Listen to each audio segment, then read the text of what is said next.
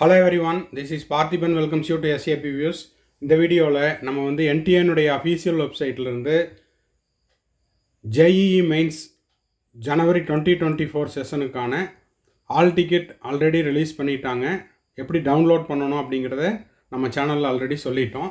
இப்போ வந்து ஜனவரி 2024 செஷனுக்கு advisory notice ஹாலில் என்னவெல்லாம் செய்யணும், எக்ஸாம் ஹாலில் எந்த மாதிரியான ரூல்ஸ் அண்ட் ரெகுலேஷன்ஸ் எல்லாம் ஃபாலோ பண்ணணும் அப்படிங்கிற அந்த அட்வைசரி நோட்டீஸ் கொடுத்துருக்காங்க. அதை பற்றின ஒரு கிளான்ஸை பார்த்துடலாம். வீடியோவில் நம்ம எல்லாமே கவர் பண்ண முடியும் அப்படின்ட்டு ஒரு ஷியூரிட்டி கொடுக்க முடியாது. அதனால் இந்த வீடியோவோடு சேர்த்து ஸ்டூடெண்ட்ஸ் அண்ட் பேரண்ட்ஸ் வெப்சைட்டில் இருக்கிற அந்த அட்வைசரி நோட்டீஸையும் முழுமையாக படிச்சுக்குங்க. ஏன்னா இந்த செஷனில் நான் ஃபஸ்ட் டைம் எழுதுகிறேன் அப்படின்றவங்களுக்கு இந்த வீடியோவும் ப்ளஸ் அந்த என்டிஏனுடைய வெப்சைட்டில் இருக்கிற அட்வைசரி நோட்டீஸையும் நீங்கள் முழுமையாக படிக்கும் பட்சத்தில் தான் நீங்கள் வந்து கம்ப்ளீட்டாக தரவாக முடியும்.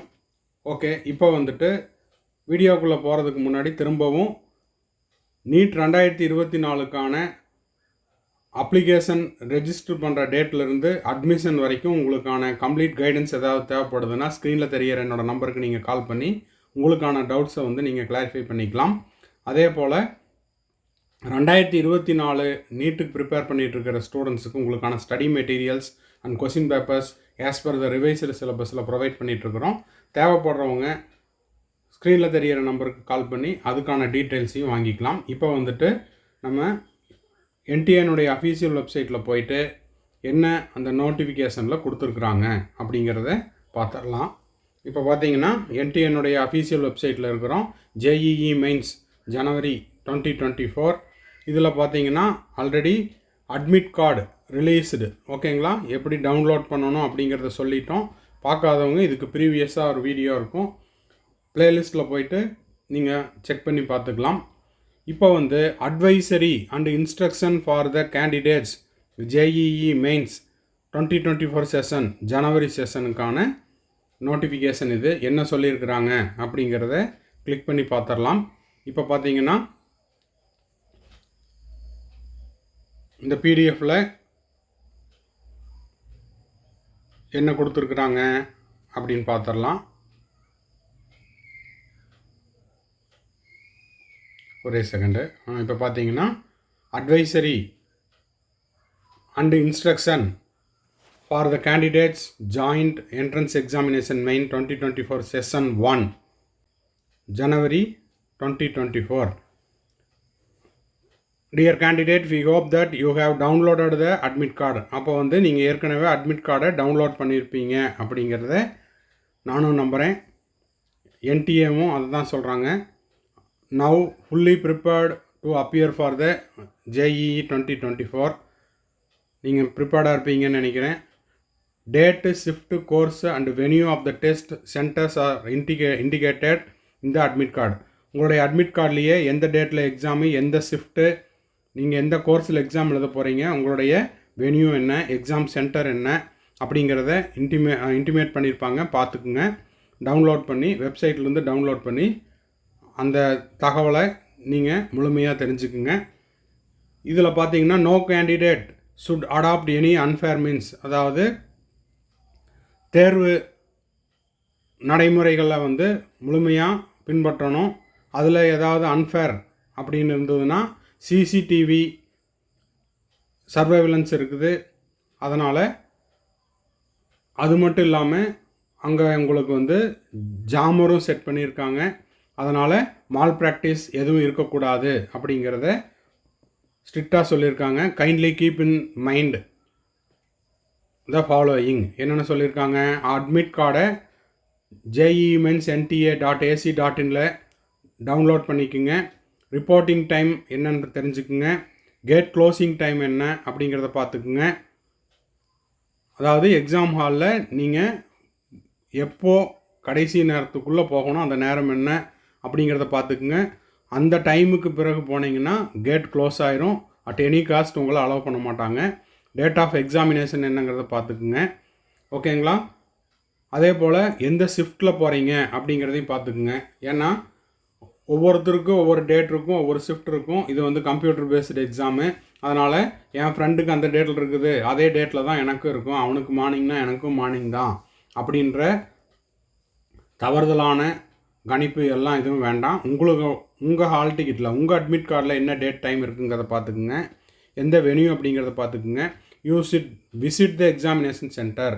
முடிஞ்சதுன்னா முன்கூட்டியே போயிட்டு உங்களுடைய தேர்வு மையத்தை பார்த்துட்டு உங்கள் வீட்டிலேருந்து எவ்வளோ தூரத்தில் இருக்குது, அங்கே போகிறதுக்கு எவ்வளோ டைம் ஆகுது அப்படிங்கிறது எல்லாம் ஒரு டைம் தெரிஞ்சு வச்சுக்கிறது நல்லது. உங்களால் முடியல அப்படின்னா நீங்கள் ப்ரிப்பேர் பண்ணிகிட்ருக்கிறீங்கன்னா உங்கள் பேரண்ட்ஸ் ஆர் ரிலேட்டிவ்ஸ் யாராவது இருந்தாங்கன்னா அவங்கள பார்த்துக்க சொல்லுங்கள். இந்த candidates R advised to register through the டிஜிலாக்கரில் ரெஜிஸ்டர் பண்ணிக்கணும் அப்படின்ற மாதிரி சொல்லியிருக்காங்க. எக்ஸாமினேஷன் ஹாலுக்கு 1 ஹவருக்கு முன்னாடி இருக்க சொல்லியிருக்காங்க. அதே போல் on the day of examination please reach the venue reporting time mentioned இந்த அட்மிட் கார்டு. 1 மணி நேரத்துக்கு முன்பாக தேர்வு மையத்துக்கு போயிருக்கணும். க்ளோசிங் டைமுக்கு பிறகு வந்தீங்க அப்படின்னா at any cost you will not be allowed to enter the exam centre. அதாவது ஸ்ட்ரிக்டாகவே சொல்லியிருக்காங்க. ஓகேங்களா? அதே போல் you should carry with you only of the following item. என்னென்ன சொல்லியிருக்கிறாங்க அப்படிங்கிறத என்னென்ன எடுத்துகிட்டு போகணுங்கிறத சொல்லியிருக்காங்க. உங்களுடைய ஆல் டிக்கெட்டை வந்து A4 சைஸில் டவுன்லோட் பண்ணணும். Passport size photograph. இது பார்த்தீங்கன்னா உங்களுடைய ரெஜிஸ்ட்ரேஷன் அப்போது ஆன்லைனில் நீங்கள் அப்ளிகேஷன் போடும்போது எந்த ஃபோட்டோகிராஃபை வந்து அஃபிக்ஸ் பண்ணிங்களோ அதையே தான் இன்னொன்று எக்ஸ்ட்ராவாக எடுத்துகிட்டு போக சொல்கிறாங்க. அது எதுக்குன்னா உங்களுடைய அட்டனன்ஸ் சீட்டில் தேர்வு மையத்தில் நீங்கள் ஒட்டி கொடுக்கணும். Valid photo ID original. ஓகேங்களா? ஜெராக்ஸ் கிடையாது. உங்களுக்கான அடையாள அட்டை அப்படிங்கிறது என்னென்னா பேன் கார்டாக இருக்கலாம், டிரைவிங் லைசன்ஸாக இருக்கலாம், ஓட்டர் ஐடியாக இருக்கலாம், பாஸ்போர்ட்டு, ஆதார் கார்டு. ஓகேங்களா? With photograph. அதில் வந்து ஃபோட்டோகிராஃப் இருக்கணும். எதுக்கு? ஆதார் கார்டில் Aadhaar, ration card or 12th mark sheet, இதில் ஏதாவது ஒரு ஐடி ப்ரூஃபை எடுத்துகிட்டு போகணும். ஓகேங்களா? சரி. ஆதார் நம்பரு, ஃபோட்டோ காப்பீஸு இதெல்லாமே, அதாவது எங்கிட்ட ஆதார் நம்பர் ஃபோனில் இருக்குதுங்க சார், இல்லைன்னா வந்து ஃபோட்டோ காப்பி நான் எடுத்துகிட்டு போகிறேன், ஜெராக்ஸ் எடுத்துகிட்டு போகிறேன் அப்படின்றதெல்லாம் இருக்கக்கூடாது. ஒரிஜினல் மட்டும்தான் எடுத்துகிட்டு போகணும் அப்படிங்கிறத சொல்லியிருக்காங்க. பிடபிள்யூடி கேண்டிடேட் நீங்கள் ஆல்ரெடி ரெஜிஸ்டர் பண்ணும்போதே அப்ளை பண்ணும்போதே சொல்லியிருக்கிறீங்க அப்படின்னா, அதில் மென்ஷன் பண்ணியிருக்கிறீங்கன்னு சொல்லியிருந்தீங்கன்னா உங்களுக்கான கூடுதல் நேரம் நீங்கள் அதில் நோட் பண்ணியிருந்தீங்கன்னா உங்களுக்கு வந்து 20 நிமிடம் வந்து கூடுதலாக தருவாங்க. அதே போல் ஸ்க்ரைப் கேட்டிருந்தீங்கன்னா அதை மென்ஷன் பண்ணியிருப்பாங்க. அதே போல் உங்களுக்கு வந்து கிரவுண்ட் ஃப்ளோரில் ஏதாவது ரூம் அலாட் பண்ணியிருக்கணும் அப்படின்னா அதை நீங்கள் முன்கூட்டியே சொல்லியிருக்கணும். இல்லை அந்த மாதிரியான வசதி தேவைப்படுதுன்னா கொஞ்சம் முன்கூட்டியே போயிட்டு அங்கே சீஃப் இன்விஜிலேட்டர்ஸ் யாராவது இருந்தாங்கன்னா அவங்கக்கிட்ட சொல்லிவிட்டு நீங்கள் அதை வந்து கேட்டு தெரிந்து கொள்ளலாம். ஓகேங்களா?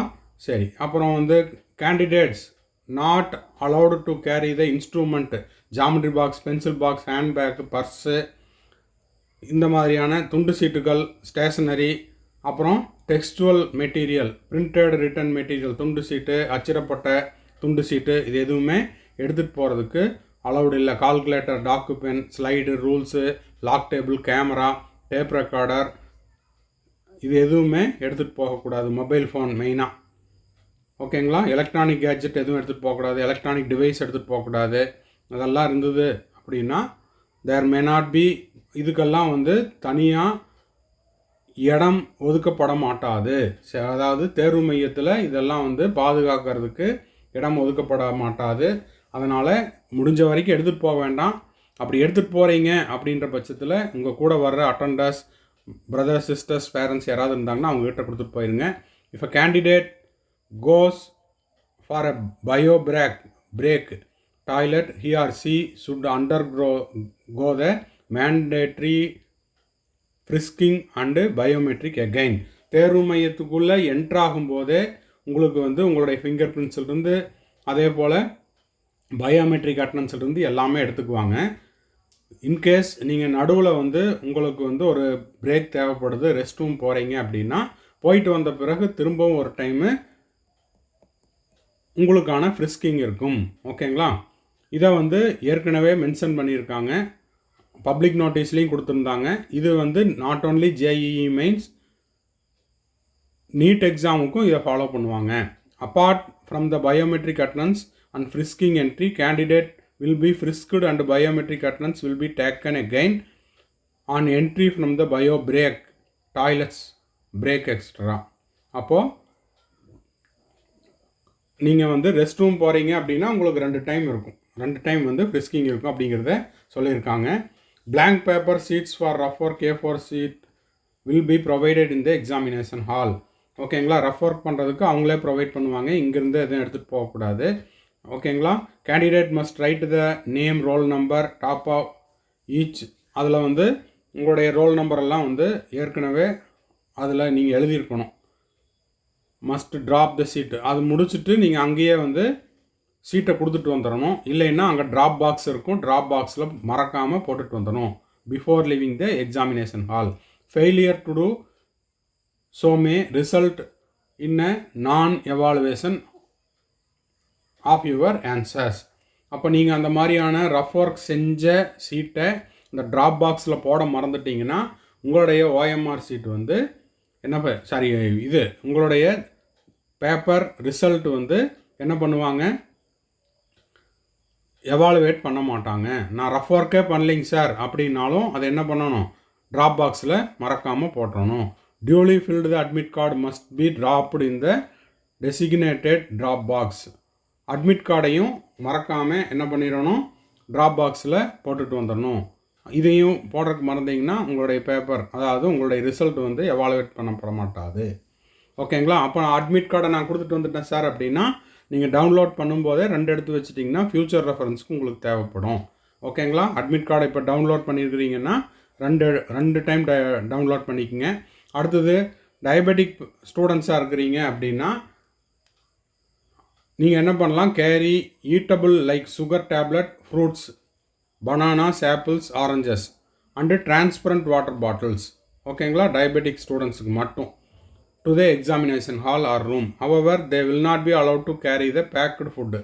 அது போக ஃபுல்லாக பேக் பண்ண ஃபுட்டு எதுவும் அலோவ் பண்ண மாட்டாங்க, not be allowed. Candidate must enter the required details இந்த அட்டனன்ஸ் சீட்டு. உங்களுடைய அந்த அட்டனன்ஸ் சீட்டில் லெஜிபிள் ஹேண்ட் ரைட்டிங்கில் உங்களுடைய கையெழுத்து போட்டிருக்கணும், தம்ப் இம்ப்ரெஷன் கொடுத்துருக்கணும், ஃபோட்டோகிராஃப் அஃபிக்ஸ் பண்ணியிருக்கணும். ஓகேங்களா, லெஃப்ட் தம்ப் இம்ப்ரெஷன் கொடுத்துருக்கணும். அப்புறம் வேறு என்ன, அங்கே கேட்டிருக்கிற தகவல்களெல்லாம் சரியாக ஃபில்லப் பண்ணியிருக்கணும். Candidates R advised to carefully read the subject specified instruction. என்னென்ன சப்ஜெக்ட் அப்படிங்கிறத பார்த்துக்குங்க. மேற்கொண்டு உங்களுக்கு ஏதாவது தகவல் தேவைப்பட்டதுன்னா டோல் ஃப்ரீ நம்பர் கொடுத்துருக்காங்க, இமெயில் ஐடி கொடுத்துருக்காங்க, அங்கேயும் கேட்டுக்கலாம்.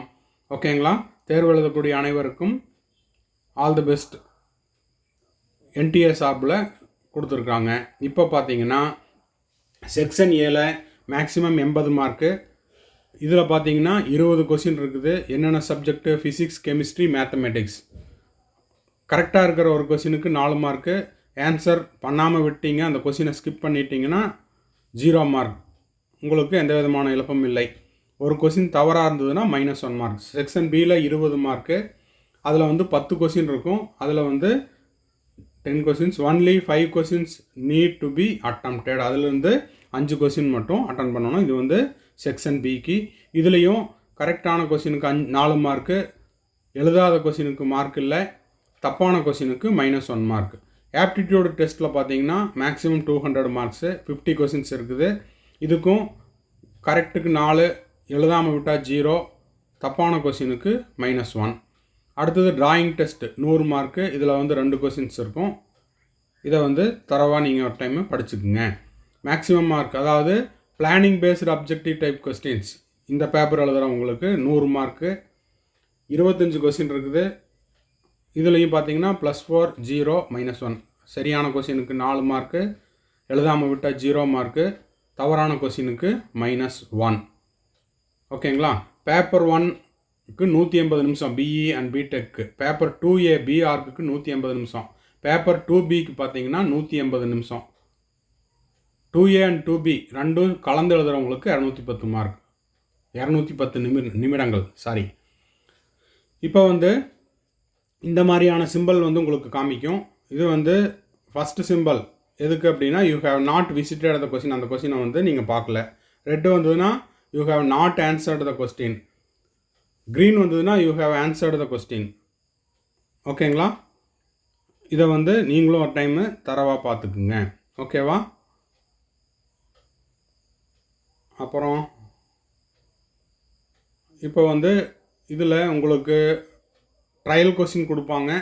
எக்ஸாம் ஸ்டார்ட் பண்ணுறதுக்கு முன்னாடி ஒரு 2 கொஸ்டின் வந்து எப்படி மூவ் பண்ணணும், எப்படி வந்து ஆன்சரை சூஸ் பண்ணணும், ஆன்சரை எப்படி சேஞ்ச் பண்ணுறது அப்படிங்கிறதெல்லாம் வந்து சாம்பிள் கொஸ்டின் ஒரு 2 கொஸ்டின் கொடுப்பாங்க.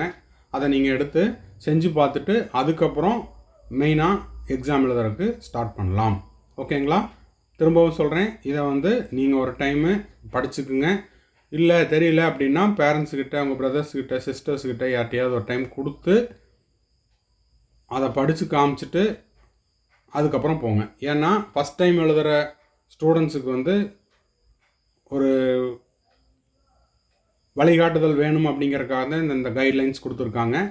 ஒவ்வொரு கொஸ்டினையும் சேவ் பண்ணிவிட்டு அதுக்கப்புறம் நெக்ஸ்ட் பட்டன் கொடுத்து போகணும், சேவ் பண்ணிவிட்டு போகணும். ஓகேங்களா? The candidate will automatically be taken to the first question இந்த நெக்ஸ்ட் செக்ஷன். சரி, ஓகே. இப்போ கீபோர்டு வந்து இந்த ஃபார்மேட்டில் இருக்கும். வீட்டில் இருக்கிற கம்ப்யூட்டர் கீபோர்டே தான். இதையும் சாம்பிள் கொடுத்துருக்காங்க, பார்த்துக்கலாம். ஓகேங்களா? ரஃப் ஒர்க் பார்த்தீங்கன்னா all calculation writing work is to be done only in the rough sheet. இது வந்து ஹால்லேயே கொடுப்பாங்க, பார்த்துக்கணும். பார்த்துட்டு அதுக்கப்புறம் என்ன பண்ணணும், அந்த ஹால்லேயே இந்த சீட்டை வந்து ட்ராப் பாக்ஸில் போட்டுட்டு வந்துடணும். ஓகேங்களா? சரி, இதுதான் வந்து advisory notice for the JEE mains 2024. இந்த வீடியோ உங்களுக்கு யூஸ்ஃபுல்லாக இருந்தால் மறக்காமல் லைக் பண்ணுங்கள், சப்ஸ்கிரைப் பண்ணுங்கள், ஷேர் பண்ணுங்கள். தேங்க்ஸ் ஃபார் வாட்சிங். பாய், see you, have a nice day.